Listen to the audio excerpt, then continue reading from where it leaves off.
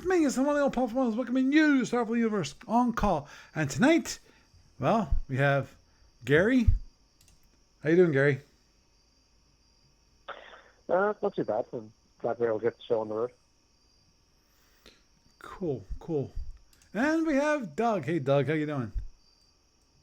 I'm here. How are you? Good. Doing good. Sorry for the late start, just because computer issues. Just wasn't recording, which is a bad thing, so I had to restart the whole computer, and then it said, "Oh yeah, while you're restarting, hey, why don't we put on these updates?" It's like, oh, really? This is, of course, most probably that's part of my issue was I had updates outstanding for too long, and inevitably, when I do that, the computer starts acting strangely. Things stop working the way they're supposed to. I'm sure it's because they're waiting for this new piece of code to be put in place, or it's only partially in place, or something whacked like that. So, whatevs. I'm up and going now, which is a good thing. So that, well, I guess there'll probably no one on the Twitch chat tonight, just because we're starting so late. We're starting like 20 minutes late. But anyhow, for this evening, I think even though it's a late start, I think we still can have a nice discussion since the rules are relatively short, which is talking about the FedCom fighters attack. As I mentioned last week, what I plan on doing is actually doing a quick go over for the preliminary rules that are available for FedCom gunboats, which we did last week. Gunboats attack basically last week. Fighters attack, which we're going to do this week, and X-ships attack, which is, I'm not sure.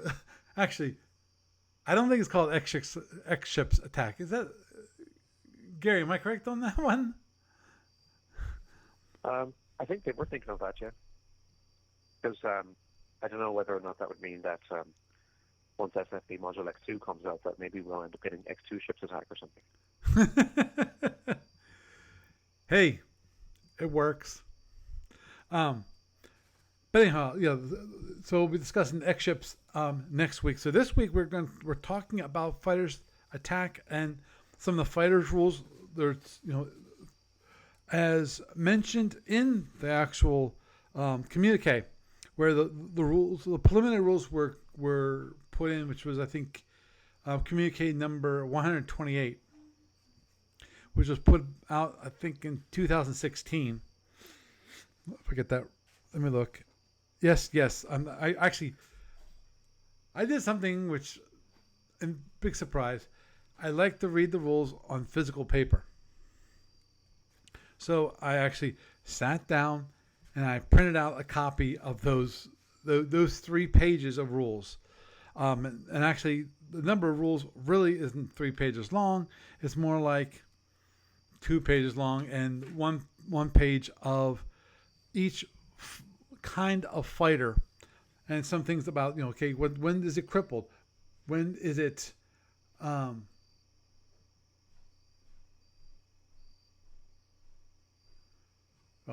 sorry, I got distracted because Russ was asking Dave about ADB and Andros, how they defeat monsters, so forth, and of course rule C60. But anyway, getting back to what we're actually the topic for this evening, and that is fighters attack.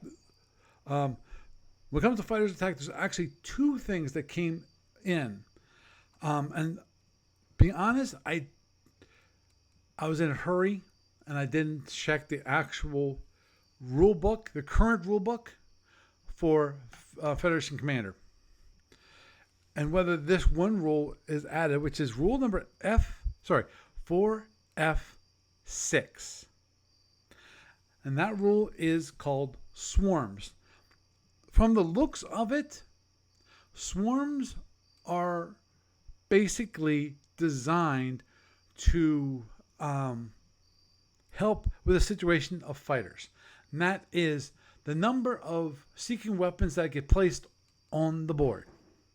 And the idea of a swarm is that you take all those, you have the same, okay, they state here, any seeking weapons of the same type, different, launched by the same ship on the same impulse on the same target. So if you got a bunch of drones, for the most part, because we're not talking about 32 speed drone, we're just talking about regular drones. Because drones in FedCom, there's only one kind of drone, unlike SFB, where there are 1,600 kinds of drones.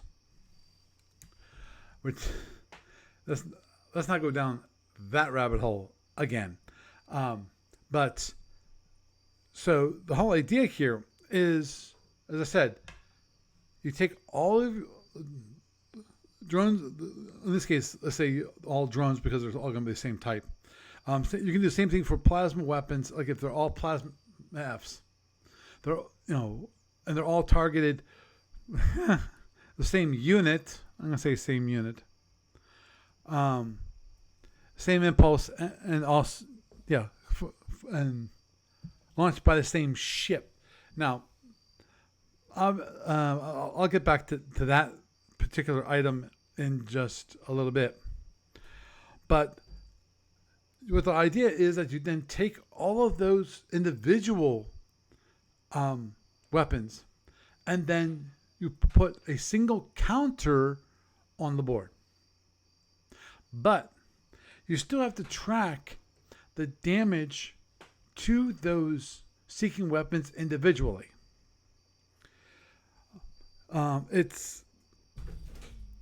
Here's what it says. Damage. This is for F6A. When fired upon, the swarm is targeted as a whole, and the owner of the swarm allocates damage by weapon, starting with the largest number of damage points. And they give it a good example here. A drone swarm is fired upon by 3 phasers, doing 4 points of damage, 3 points of damage, and 1 point of damage. So those are three different weapons doing 3 different values of damage. The drone swarm owner applies the 4 points of damage against an undamaged drone, applies 3 to another undamaged drone, and applies 1 point to another undamaged drone. So basically, you can't, because it's a swarm, you can't target individual drones within that swarm individually. Impact. See, here's the thing. Impact. At the point of impact, the swarm ends, and the surviving seeking weapons are treated individually during the defensive fire step. I'm assuming also during the actual damage step 2, because of the thing is that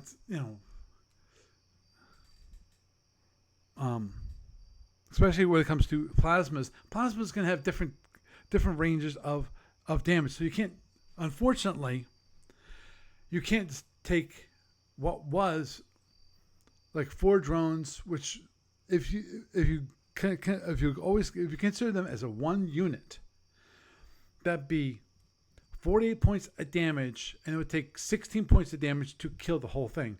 So, that, because if you do that, all of a sudden you just went from individual smaller weapons to a super weapon. And I'm sure that's why they don't allow that.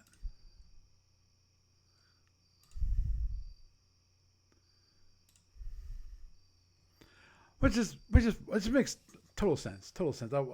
I wouldn't want it done otherwise, to be honest. That you have to allocate the damage. The seeking weapons are treated individually, and it also points out in tractors, the tractor rule, which is for F6C, each tractor used against a swarm in flight removes one drone from the swarm, which is thereafter a separate swarm.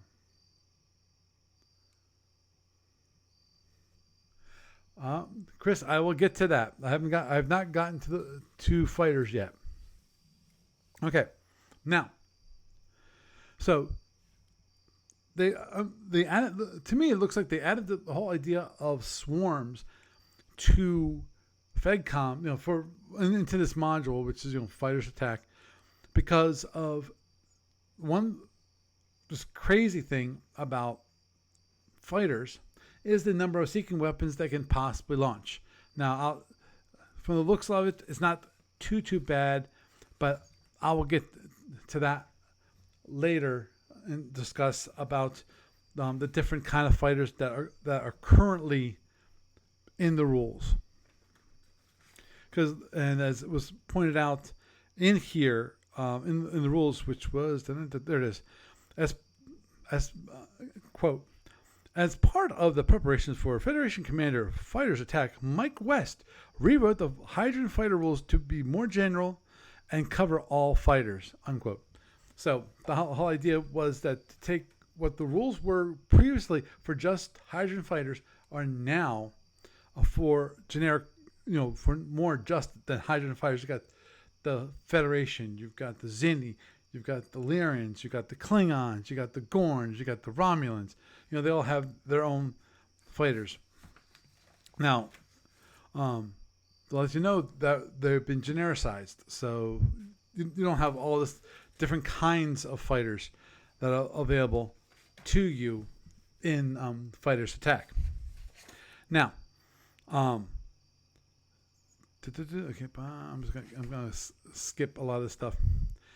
Okay, that's the general overrun of the fighters, which is the fighters can have a speed of 16, turn mode of 1, and they typically take somewhere between 10 and 14 points of damage depending upon the fighter. Now, the fighters can also do one high energy turn per game. Sorry, per high energy turn per game turn. So each turn you can do it for free. It costs no speed or energy, and there's zero chance of failure. Now, right. Okay, fighters do not have to declare their intention to perform a hit. They simply just hit. Though I'm sure that most people will announce that their fighter is heading so that they know that the person is not cheating. Because remember, even fighters also are limited to only one hit per game turn. So there's still a limitation and something that kind of has to be tracked. So you have to mark that. Okay, yeah, this fighter itself has actually used his hit for the turn. Launching, the fighters launch from a ship and land as shuttles, but all fighters of a given flight launch and land during a single impulse as a single unit. Let's look at this real quick. Okay, yeah, the flights are coming up in just a little bit. Fighters cannot be used as suicide shuttles, so sorry, you can't have all of a sudden a faster suicide shuttles than you currently have.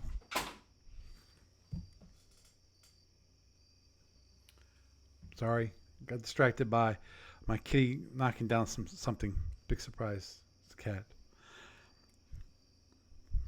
Now, okay. Now the damage, fighters are destroyed after taking a certain number of damage points. That's true. Crippling. Okay. Okay. Oh, here's a good one. Just to keep in mind, which is fighters are destroyed if towed at a speed over 16, which means that's a good old SFB rule, the whole death drag rule. Now, normally for SFB, death drag rule, it requires you to actually kind of cripple the ship beforehand almost.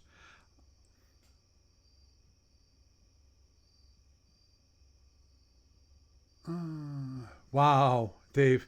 I don't think anyone knows X2 our module R13 due dates. Sorry, got distracted there, folks.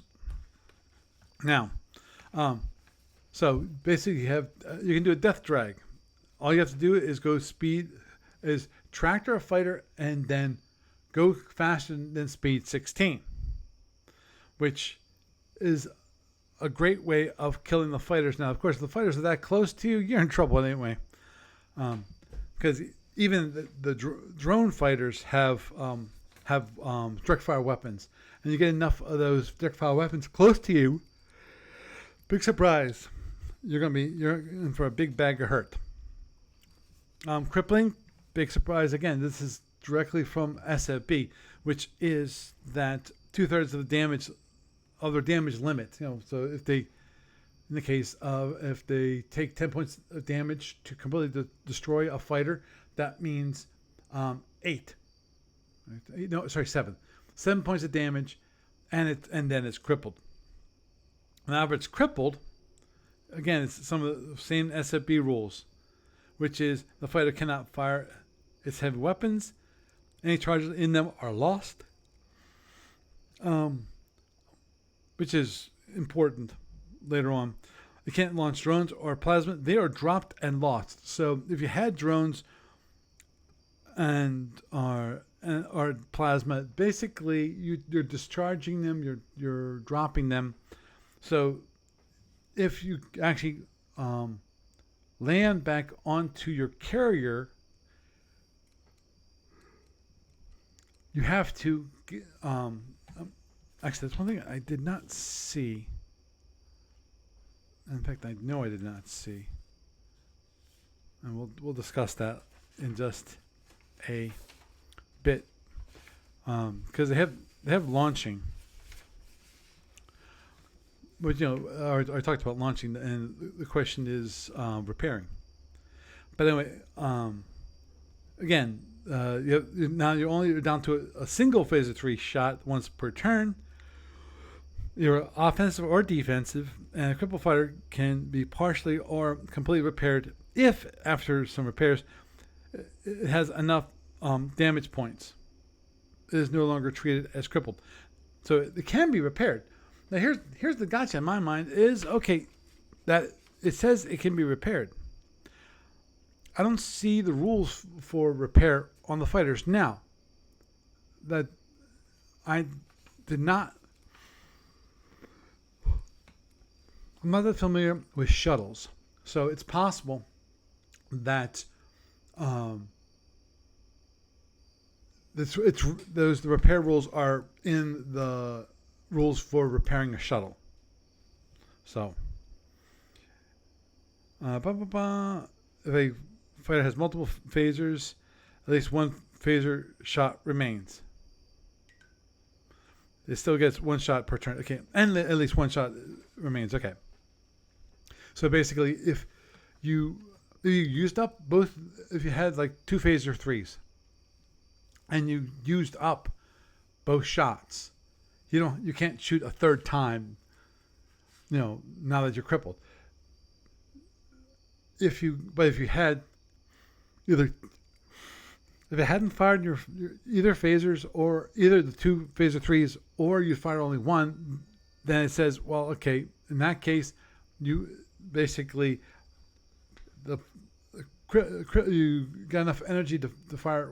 You still have that energy, and you can fire one phaser 3.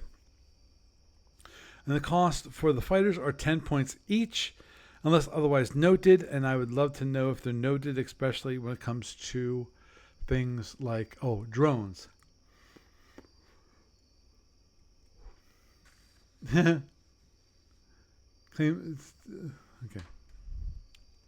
Talking about the next one. Okay, now, just like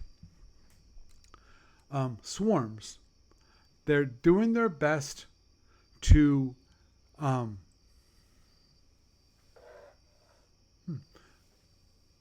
Sorry.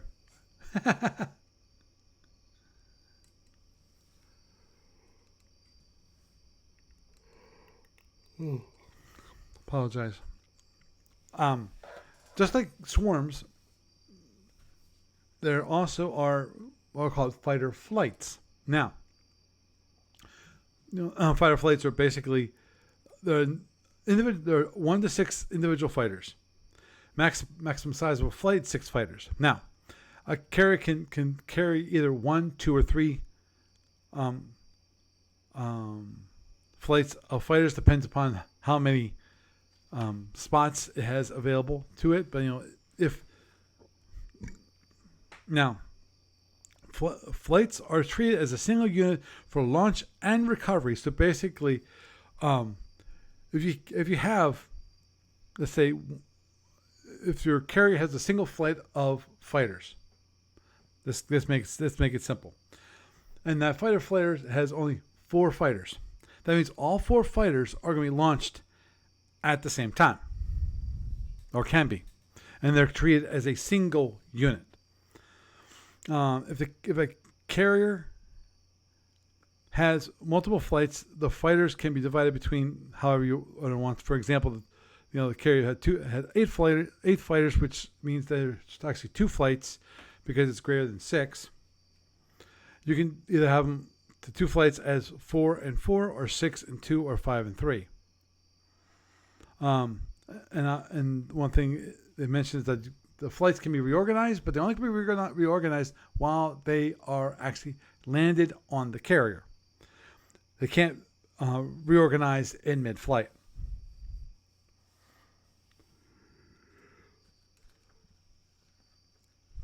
Flights must move together as a single unit and fire upon as a are fired upon as a single unit.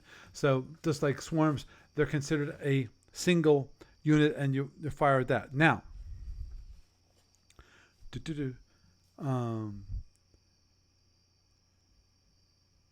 owner of the fighters determine how damage is applied by weapon in order from the most damage scored on down. In the case of seeking weapons, one seeking weapon can only damage 1 fighter, even if there's a massive overkill. Of course, seeking weapons damage and direct fire weapons damage happens at different points in the sequence of play. They give a good example here. I'm not going to read through it just because I think it's kind of pointless. Also, any crippled fighters may no longer fire as weapons. Now, here is one of those really weird things, and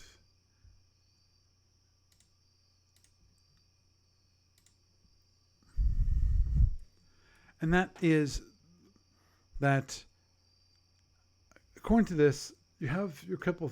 You can cripple fighters. Because you are going to be individually crippling the fighters. Now, it states here, any crippled fighter can no longer fire his weapons other than phase 3. Any drones are removed. Wait a minute, any drones in flight any drones in flight are removed. Okay, I thought it said. I almost thought it read in the flight, which would be really weird. But the crippled fighter stays with the flight and does not slow down. So even if you are crippled, you don't slow down. And here's the one thing, though. And that is that, that if all fighters are crippled, the entire flight moves at a reduced speed, half of the original drop fractions. Fighters in a flight fire direct fire weapons individually and are affected by 4A3. They fire seeking weapons individually, but any launches in a single impulse must have the same target and must form into a swarm. And they give another example. Now let me just look at this for a moment. I'm sure they've corrected this by now.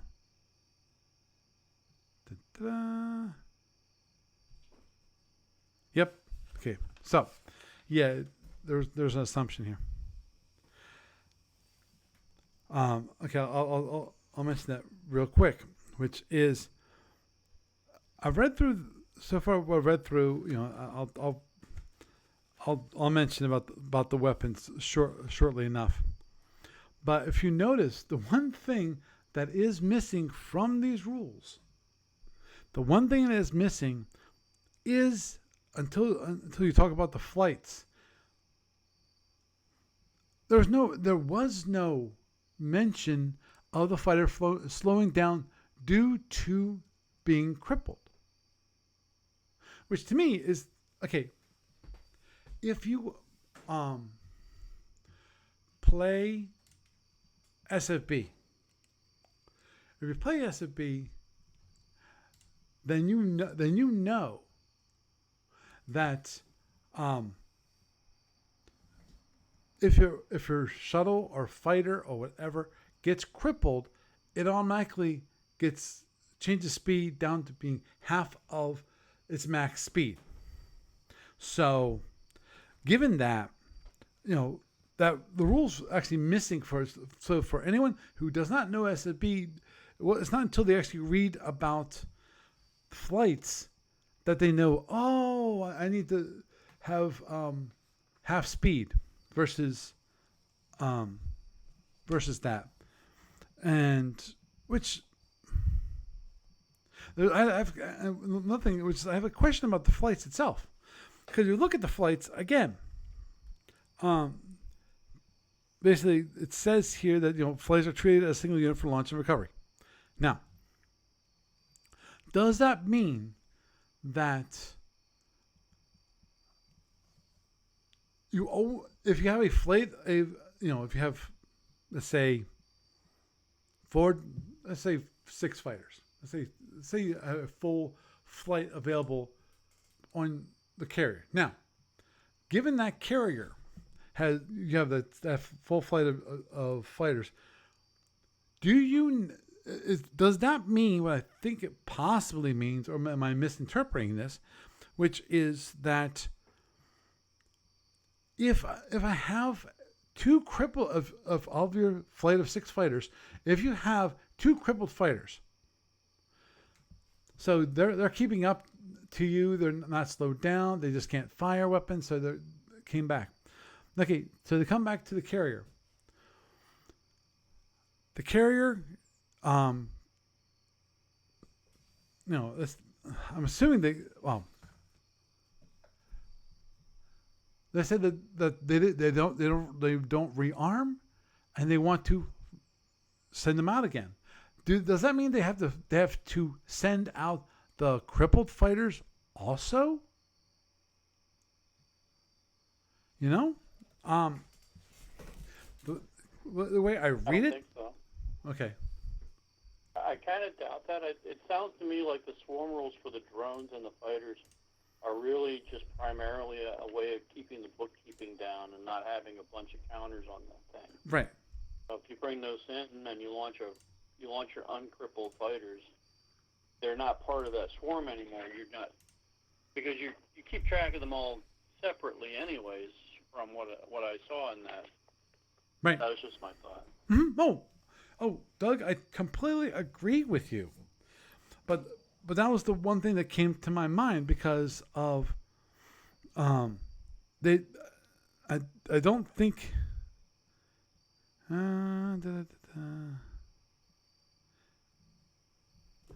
don't think They just cuts back on record keeping. Oh, They yeah. treat it as a group to bring them in. They don't have to launch them all to send them back out. Right. Yeah, because I guess when you get the impact with the seeking weapons, then everything's treated as the original thing that was launched. So, when you bring your fighters back on board, then it sounds like you're probably treating them all as individuals at that point. And if you want to repair some of them, you can repair them. Do whatever you want. Yeah, you're probably not going to launch the crippled fighters back out unless you're that desperate. Right. Oh, agreed. But that was the one thing that it's not explicitly mentioned here, other than saying, and as I said, that they're treated as a single unit for launch and recovery.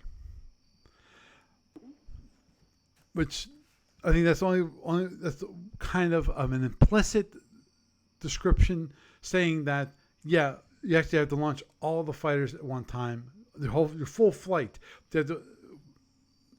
Now, if you have two flights, here's the thing is, if you have two flights of fighters, what that would mean that if that is truly the case, you can reorganize it into, okay, a flight of basically really damaged fighters, because you can reorganize your fighters once they're on the carrier.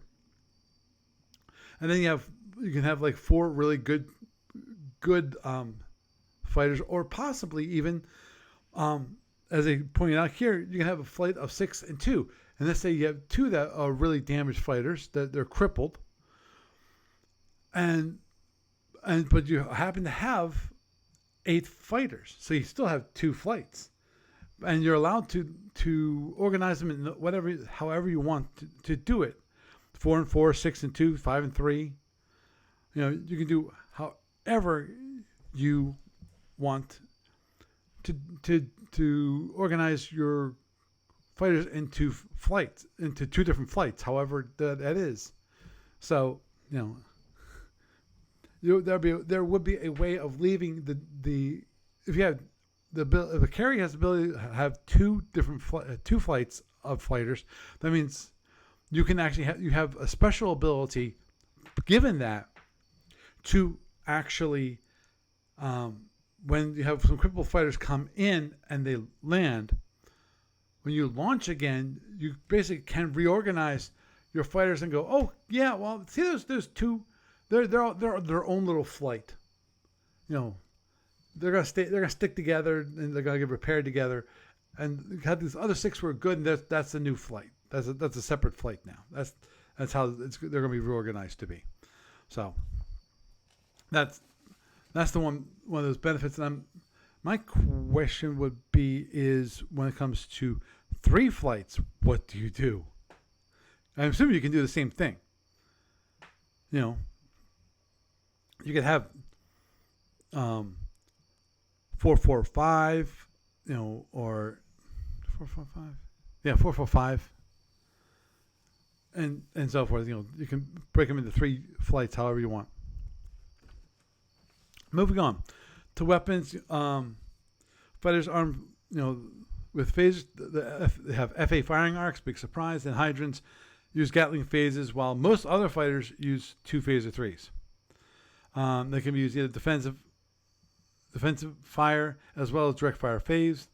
All phasers on fighters have a limited maximum range of 15 hexes, which, if you actually look at the weapons chart, that is kind of pointless, unless you actually start allowing phaser 1s, because phaser 3s only have a range of 15.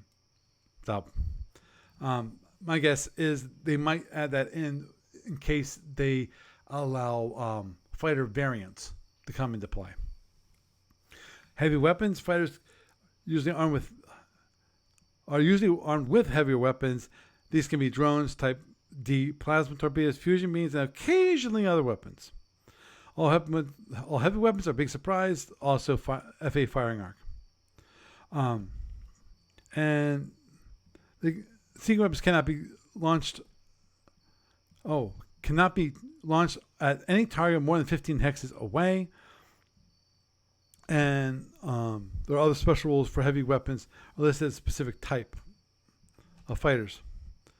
When it comes to launching, fighters may not fire the weapons in the first impulse that they're launched.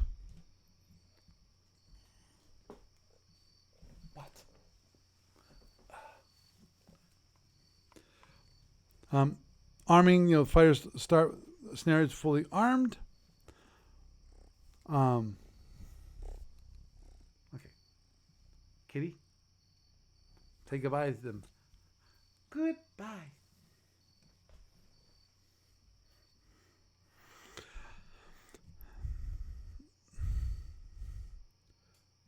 Um, yeah, you can. Okay, where was I? Okay, the fighter may be launched immediately after being armed. Each kind of weapon requires its own charge, for each heavy weapon, which can be really nasty. Yeah, you'll see it later. One thing I was thinking of. Now, okay, a weapon, any weapon on a fighter may not be recharged or reloaded in the same turn that it's fired. So basically, if you fired on turn 1 at the enemy, and then on turn 1 you get back to the carrier and you then land on the carrier, you can't actually rearm those weapons until the next turn.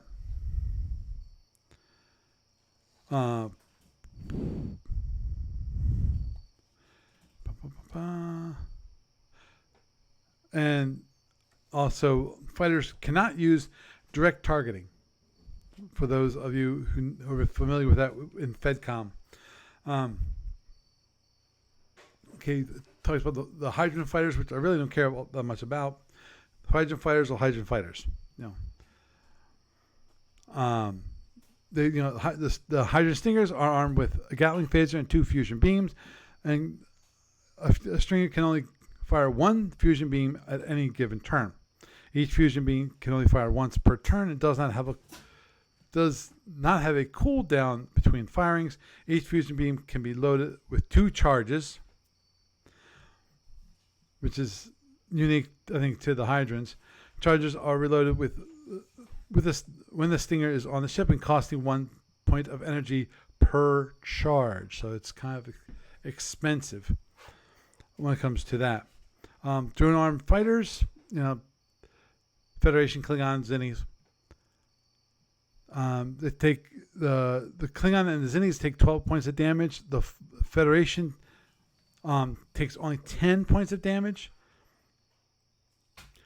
Most ships that carry drone armed fighters can only launch 1 flight or shuttle per impulse, and some ships can launch fighters faster, and they'll be noted in the ship description.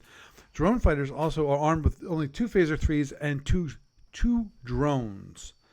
A drone armed fighter can only launch a single drone on any given turn, and requires obviously no energy because it's a shocker. It's a drone. Plasma armed fighters. That's the Romans, Gorns, ISC. Wynn actually had a squadron or 2 of plasma fighters, and the Ryans, of course, they stole them, so they get to use them. Romulan and Gorn fighters are 10 points of damage to destroy. IC takes 12. Now, these plasma armed fighters are armed with only 2 phaser 2s and 2 plasma D torpedoes. A plasma armed torpedo can only launch a single torpedo on a given turn. Big surprise. And it takes one half of energy point to charge a torpedo. So in other words, to charge both of them, it requires 1 point of energy. The Tholians, they have their fighters take 14 points of damage to destroy. The Tholian spiders are armed with a phaser 3 and a phaser 2. Since a spider only has 2 phasers, it can fire both phasers on once each turn and never has to be reload either weapon. Both phasers are limited to a range of 15. So that rule comes back as I mentioned, which is that the phaser 2 only has a range of 15. Limited, of of course, by sensors and so forth. I'm sure that is the techno speak. Why? Okay, now we have Voodoo fighters, which is interesting that they have Voodoo fighters. They take 14 points of damage to destroy. And the Voodoo fighters also are armed with 2 phaser 3s and 2 ion pulse cannons. A Voodoo fighter can only fire 1 ion pulse cannon on any given turn, and each pulse cannon can be loaded with 2 charges, just like the fusion beams on the Hydrant ship. And charges are reloaded when the fighter is on the ship, costing the ship 1/2 point of energy per charge. And ion pulse cannons are limited to a range of 3 hexes, but has 2 charges. In a single shot, by one weapon can extend that range out to 10. And just let you know, I missed this, which is that fusion beams themselves have the same thing. And that's okay. And that's if when it comes to the overall rules for it. Now, as I mentioned, the one thing I probably should have looked up, which was repairs, because I don't see how the repairs, how the interactivity works. Because I know usually, of course, you have shuttles working as suicide shuttles, and you have shuttles that work for basically landing Marines. Those are the 2 options in FedCom. Now, the only time that the repair would even be considered is because in FedCom, one thing that shuttles do not have phaser 3s.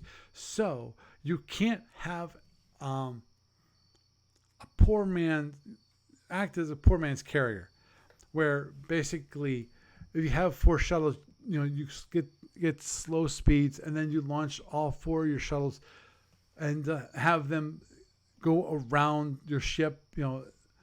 Have it so that basically you have some additional phaser 3s out there to fire upon your opponent. But in FedCom, the shuttles don't have any phaser 3s. It's only the fighters themselves that actually have weapons. And I'm sure there's some people out there screaming like, "Oh, why don't they have phaser shuttles have phaser 3s?" But that was a decision that was made so many years ago. So overall, it doesn't seem that bad when it comes to fighters. Obviously the benefit here that I see that I was really concerned about when I first heard about fighters attack, which is that when it comes to drones, the drones are limited to 2 drones per fighter, and the fighter can only launch 1 seeking weapon per turn. And being a flight, they have to all launch at the same time, which still means there's a lot of drones on the board, and even if you say, "Oh, it's a swarm," and so it looks as a single unit, it's like, no, they're still individual units. You still have to track them individually. So the only thing that it helps at all is the physical movement of counters. That's it. It puts an additional burden when it comes to tracking. And that is what drones are with what swarm. Yeah, Chris, flights generate swarms, or can generate swarms. Just like from the looks of it, swarms aren't just specific to fighters. Swarms can also be used in the case of regular ships, where you have a ship that's going to be launching like 4 to 6 drones all at the same time. So you can actually take that and say, okay, this is going to be a swarm, and then just take the take the 6 pieces. Instead of having 6 pieces, you have a single piece, and you go pop. Now, for the most part, see, here's the one thing. With Federation Commander, FedCom, that really makes sense. It doesn't cause any big issues. Now, if they added anti-drone weapons like T-bombs, now you've got an issue when it comes to swarms. But from the sounds of it, you can also decide not to use not to use the swarm rule, and that's fine. You just got to decide it before the game starts. Because the reason why I say that when it comes to the anti-drone weapons, i.e. the T-bombs, because if you have T-bombs that will basically blow up all your drones in one fell swoop, if you basically create a super stack, i.e. a swarm, you'd want to have them, if there's a possibility of a T-bomb, you want at least have the possibility to spread them out, because you can do that. It takes a little bit more work.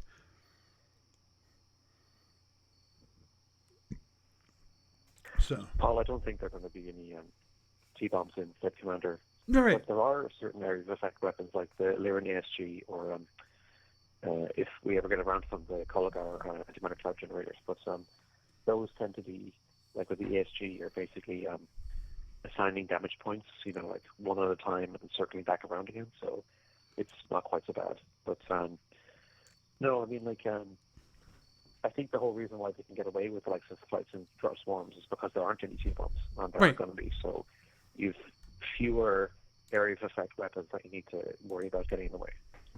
Hmm? Right, and yeah, exactly. That's my point. And that for swarms, it's okay.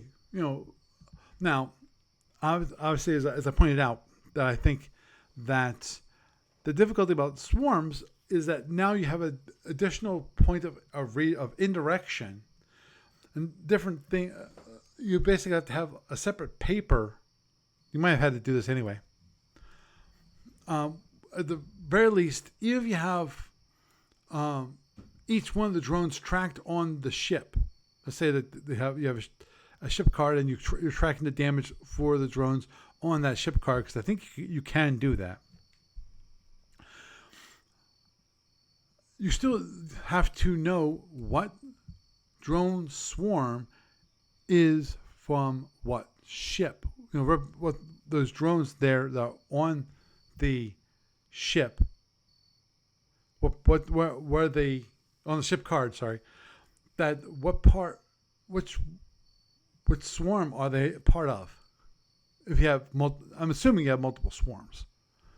And that which can be confusing because they can easily cross paths, and then you don't remember which one was from which.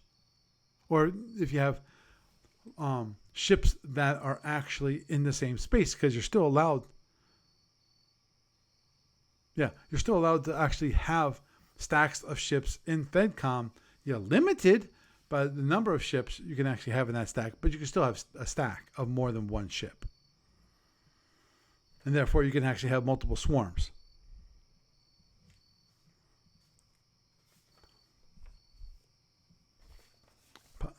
Okay. Well, for what it's worth, there have been a few discussions on the BBS about the whole fighters attack thing, and there's one thing I was thinking about was whether or not they should basically allow empires that would ordinarily have drones to drone fighters to have like a pseudo Raylad fighter instead, because if the Carnivons are given their fighters, they're armed with ADD as standard. Mm-hmm. But I mean, technically, you could basically say that we think that instead of giving a fighter 2 drones, just give it 4. Because Mike West was talking about this as well. So basically, you would just whatever number of I guess it would be 2 quote unquote anti-drone shots per drone that you would swap in. So you would basically just have the rule would say, okay, so instead of having a fighter with 2 drones, you've got a fighter with 4 Raylad shots or 8 anti-drone shots, because you wouldn't necessarily need to use the term Raylad in Federation Commander. You basically say it's still in the FA firing arc, but you have that instead. So if you want to move away from using drones on your fighters in the first place, then you could do so that way. That's one theory.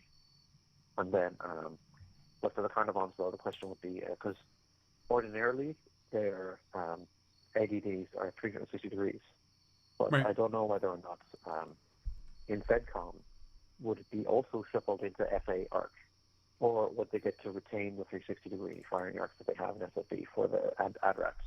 So I guess the question would be, is it better to maintain the uniformity with the other fighters, or is it better to? Because I mean, like, are you not losing much? I should say, because the ADRACs are so short-ranged. But would it matter one way or the other if the Carnivon fighters had 360-degree shots or not?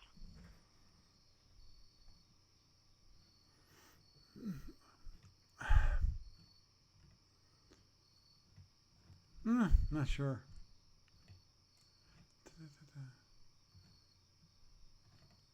Okay. Trying to look up what you're mentioning. Don't see it mentioned. Of course, I'm not a fast reader. So like I said, what I'm doing is a fool's errand. When it comes Well, to for what it's worth, if the Parabians were given their fighters, that would be pretty easy, because they just would have 2 phaser 3s and 2 quantum wave torpedoes, and you would just give the quantum wave torpedoes the same firing restrictions, lock restrictions that the Plasma-Ds have for the likes of the IFC and Romulan. So it would be fairly easy fit to get those working. right. Okay, don't mind me.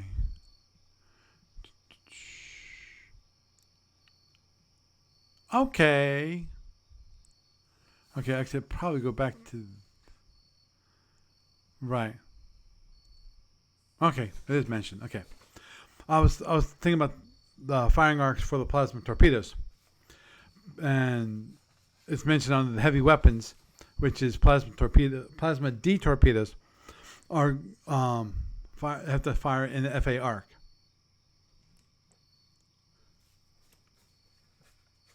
Which is very limited if you think about it.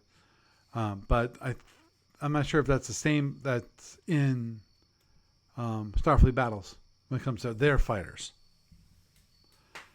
Because when it comes to plasma D racks, I always, all plasma Ds, I always imagine them in plasma D racks, which are usually like 180-degree racks. Well, 180-degree firing arcs. Forgive me.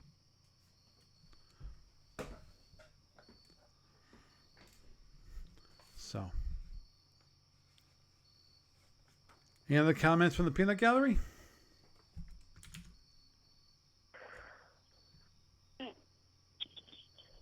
On fighters. On the fighters?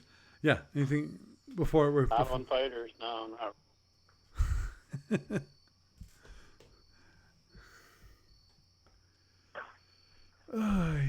Well, of course, the other thing is,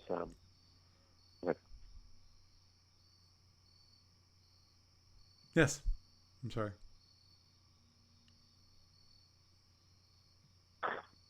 well, I was just going to say that's okay. I'm not sure if I'm hearing an echo or is Doug trying to talk.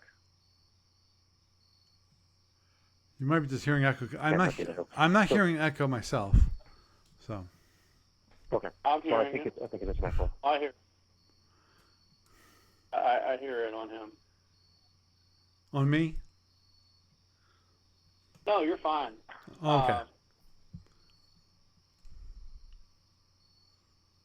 But okay, continue, Gary. Okay, so of course, the other thing when it comes to fighter's attack I'd be looking at is how to unpack the fighter rules for use in the FC projects for Omega and the LMC. In the LMC, I probably wouldn't bother with the casual Indian fighters, but the Magadim, you probably just give them the mass drivers, but obviously use the same limitations as an alpha, where you just fire one per turn. Mm-hmm. The trick would be, though, is that Magadan squadrons are 8 fighters each. So, and usually you only allowed to have one carrier per battle. So the question would be, should the swarm limits be either increased to 8 or reduced to 4 in order to fit the Magadan carrier doctrine as opposed to the Alpha Octave doctrine? Oh, you mean the flights versus the swarm? Yes, because giving a limit of 6 per swarm per flight rather is generally based on the idea that a half squadron in the Alpha Octave is 6 fighters. So, like for example, the Darwin, the Galactic Survey Cruiser light carrier, it has 6 F-8 fighters. So, I guess if there was ever a ship card for it, you would just have it as a single flight rather. Mm-hmm. But again, for the likes of the Magadan, because for them a half squadron is only 4 fighters. So should their swarms be limited to 4 max to match that? Right. That's actually a good question. Or should it be raised to 8? Right. Because, as I say, you only have one carrier at a time, and you either have 8 fighters, 16 fighters, or 24 fighters. Mm-hmm. Wow. I personally, I would up it. I would up it from 6 to 8 because of 8 was considered a standard flight for the Omega octant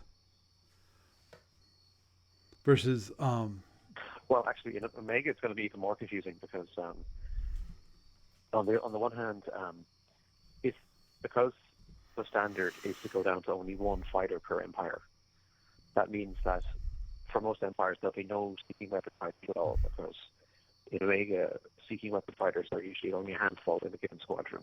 Right. So almost every fighter is going to be a direct firefighter. And the Federal Republic would probably get their short-range cannon fighter. But then the question would be, should the short-range cannon itself be restricted to FA like other heavy weapons on a fighter? Mm-hmm. Or should they be allowed the Fortress hierarch that they have in SFB?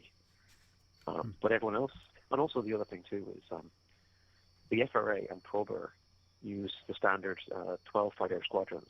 Right. But like Neutron's use 14 and Trober use 11, and then other empires use XYZ or whatever. So, and of course the Hivers. Well, the Hivers be more like the Hydrants. So they basically just use the Hydrant type deployment rules anyway. Right. But for other empires, you basically have to finesse the number of fighters that are allowed in a swarm based on the squadron organization for that empire. Yeah, agreed. It'd be weird when there's an odd number of fighters. Mm-hmm. Agreed. Yeah, the one thing I was thinking about was the Shrieks. Which... Well, the thing with the Juggernauts is that the Shrieks they're more missiles than fighters, but they're so rare that you can just launch them one at a time and you should be okay. True.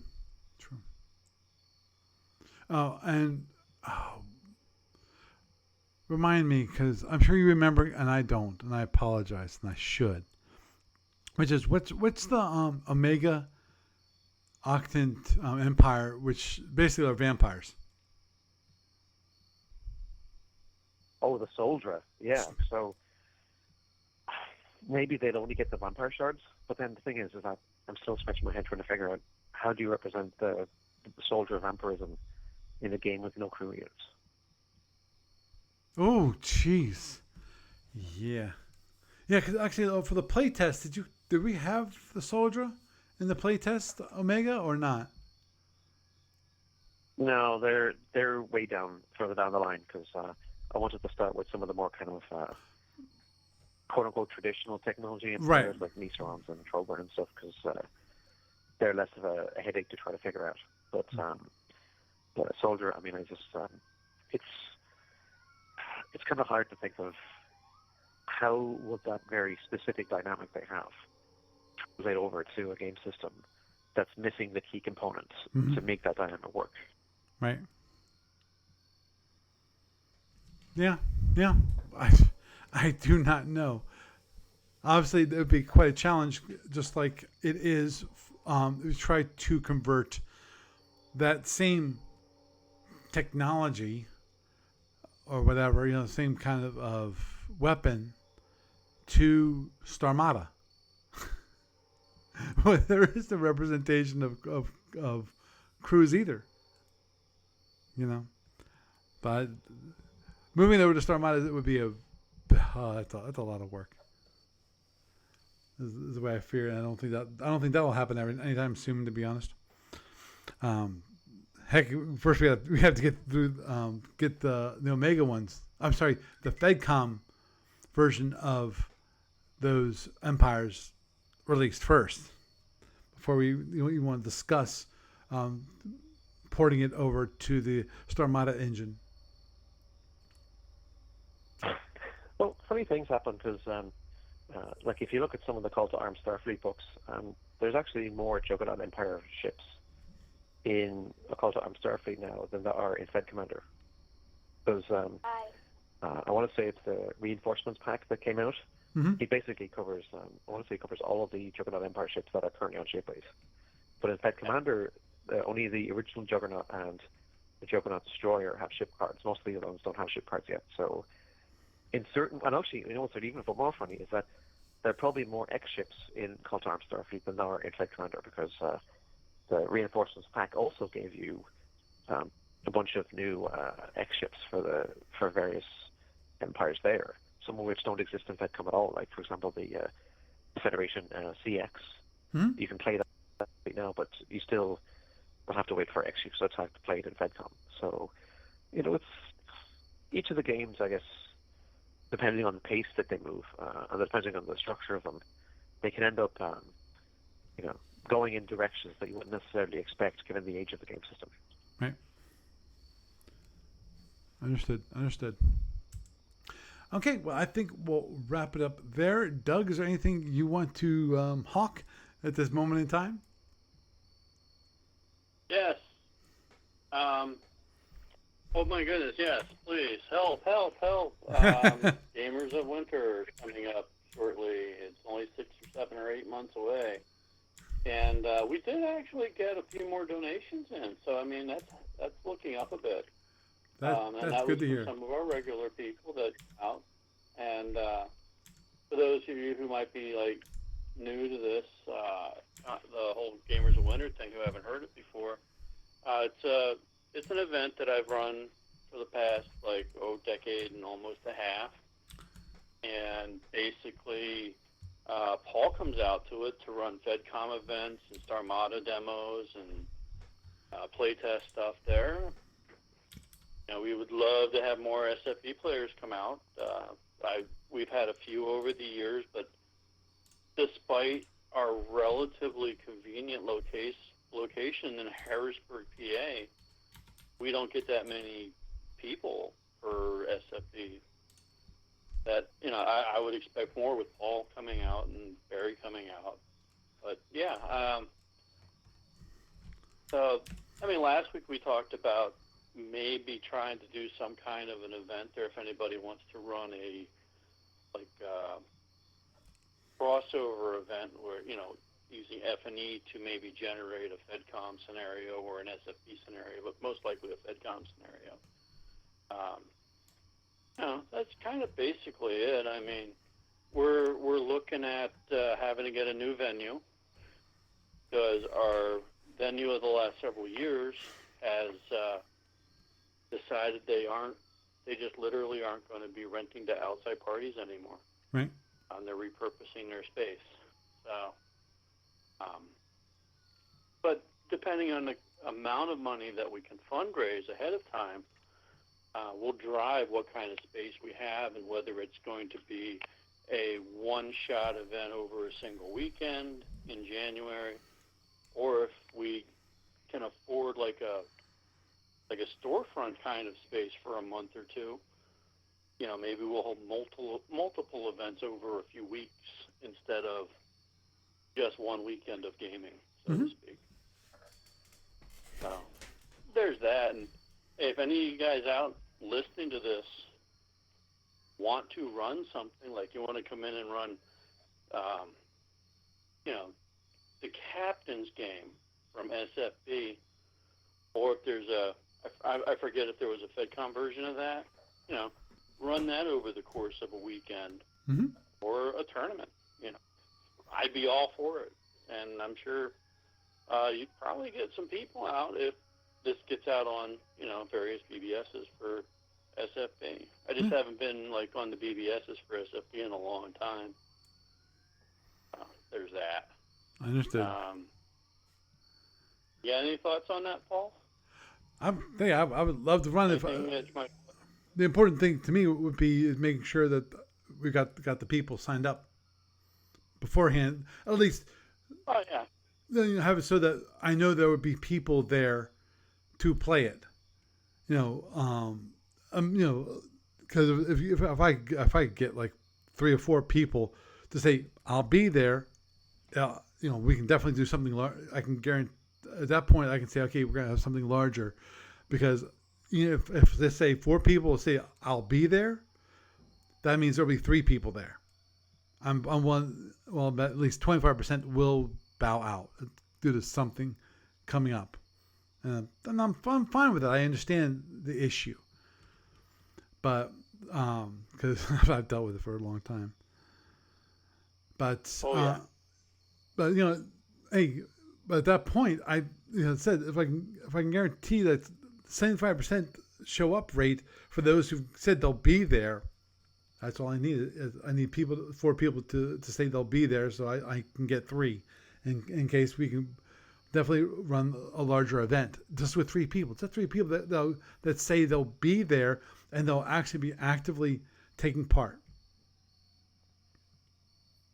So, and that'll be the thing we do. Our campaign, which we run over the weekend. So that'd be kind. I would definitely. Yeah, that would be awesome. I mean, the other part of that is scheduling it ahead of time. I mean, if you want to commit to refereeing something like that, then by all means we can put that on the schedule. Right. And then just say, because I do have a thing where people can sign up and say, I want to be in this or that event in particular. And when people actually sign up and they put their money out there, then they're coming out. When they reserve their badges, that's when somebody's coming out. It's kind of actually very rare that we've had people pre-register for a badge and then not show up. Right. Very rare. Understood. So that's usually like, hey, Doug, why weren't you there? Well, I was getting gallbladder surgery. That sort of thing. Yeah, well, these things happen. Yeah, and that's kind of it. I mean, the whole thing with the fundraiser is I am counting that towards registration. So, but a lot of the people who have done already putting money into the fundraisers are putting in a little bit more than what they would normally put in for a pre-registration, just because they like Understood. It. So there's that. I mean, other than that, I don't have a lot more on it. So okay. Cool. The echoing seems to have stopped. I mean, I don't know how that happened. I'm just wondering if it might be a little glitch of the delay. I don't know. That's possible. It might be something. Yes. But when Barry was on a few weeks ago and we mentioned that, he switched his Bluetooth stuff around, and that kind of killed the thing too. Mm-hmm. But it seems to come and go. I don't know. Maybe it's an issue with the software. That's possible. I'd have to really, I'd have to spend time to diagnose it, because I have yet to hear any echoing at all myself. But that's me. Well, when it was mentioned earlier in this program, mm-hmm. It actually went away after a while. Because I was echoing when I spoke, but it wasn't as prevalent as it was with the other speaker for a chunk of time. But then it went away for him too. Mm-hmm. So I don't know. It could be them our interwebs being wonky. That is possible. Anything.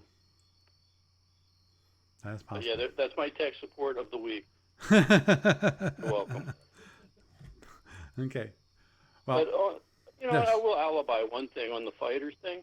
Mm-hmm. With the, it seems to me from listening to you talk about it and taking a quick glance at what they put up on the on that posting about it, with the rule listing there, it looks a lot like what they're just trying to do is take something that in Starfleet battles was very complex, time consuming, and trying to cut that down into a very much more simplified system. And while, yes, you still have to track the individual fighters and their hit points and the individual drones and their hit points, if you're using the swarm thing, you're kind of stacking it all in one spot. And it does sound like in practice it'll make it a lot quicker and easier to use if you're doing it that way. Hello, Cat. Yeah. Aww. He's a pain. Yes, you are. So there's that. You're nothing but trouble.